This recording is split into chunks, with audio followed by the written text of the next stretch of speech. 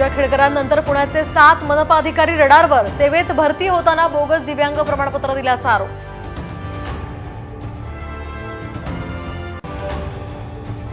विधानसभेच्या पार्श्वभूमीवर राहुल गांधींचा महाराष्ट्रात प्रचाराचा झंझावात। 15 ते 17 सभा घेणार, तर प्रियंका गांधींच्या सुद्धा 10 सभांचं नियोजन।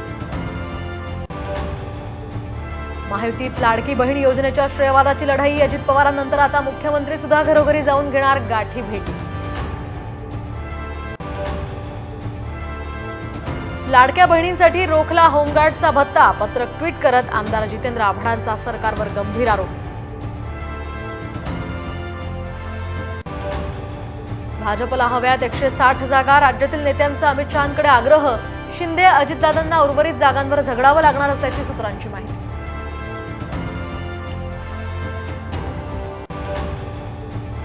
उपसरपंचांच्या केसालाही धक्का लावला तर नागपूर जिल्हा पेटवून टाकीन, माजी मंत्री सुनील केदार यांचा व्हिडिओ व्हायरल।